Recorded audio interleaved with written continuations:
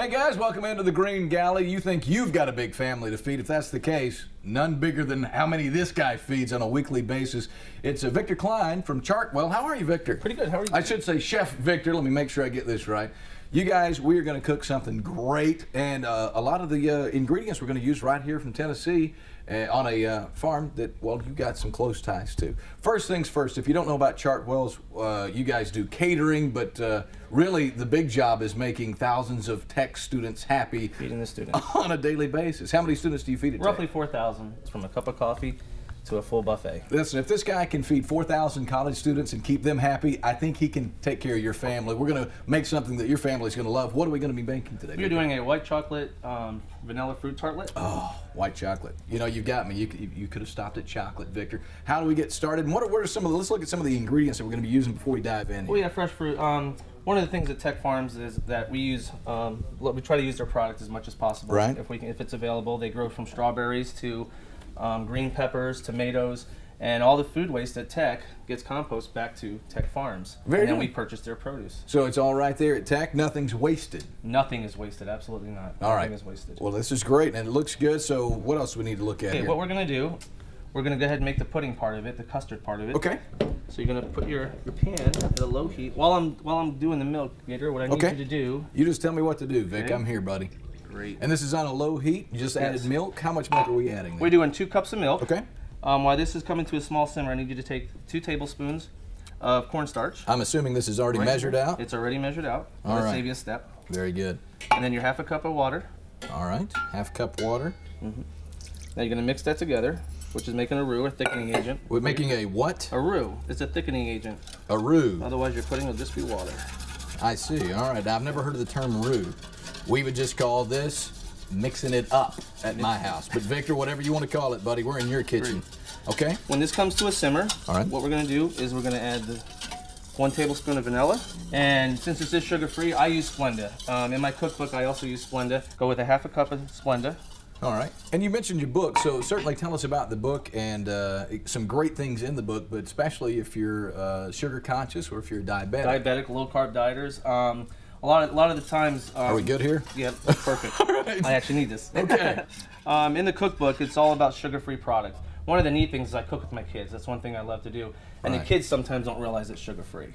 Now, that's when you know you've hit it. You've got the right recipe right there. Exactly. The kids can't figure it out. If you don't want to make this actual from scratch, you can use the Jell-O instant pudding or an instant pudding mix that's sugar-free. It does the same thing. It's the same concept. So if you want to save a step, you can also do that. We love scratch here in the Green Galley. This comes to a simmer. You're going to go ahead and add your thickening agent. Our, what is it you called it roux. again? Roux. We're throwing in the roux. Here comes the roux. There's 2 different roux. There's cornstarch and water or flour and butter. Okay, there's the roux. This will cook for 6 to 8 minutes until it thickens. And I already have some made up for you, Gator. You want me to go get that? Yes, please. It's right in the refrigerator. In the fridge. Here we go. Woo! My way. All right. So all you need is 3 spoons and a couple of kids, and you're good.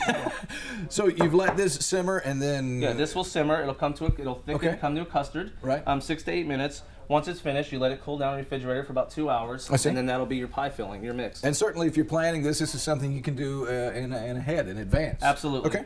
Absolutely. All right. So we have our pudding now. This one. Normally, I would make the pie shell from scratch because it is sugar-free. I use almond flour, real butter. You don't want to use margarine. It'll separate your dough. But I went ahead and baked off a couple for you. You can actually purchase now at all stores sugar-free pie shells. Okay. And the cost is just about the same. It's a couple of cents different. What about taste, Victor? What about taste? Personally, I think it tastes great. I don't see anything. All right. Actually, I'll let you taste the crust by itself. All right. You want to grab one? Absolutely. Go ahead and break a piece off, and you tell me. All right. Be honest. Absolutely. Well, I've never met a pie crust I didn't like, Victor. Let's be honest. That's excellent. Could you taste the difference? No, Totally sugar-free. Sugar-free? Sugar-free. That's excellent. Now, I have a sister who's battled with diabetes for a very long time, and so it's something that, you know, a lot of families are dealing with, certainly in Tennessee.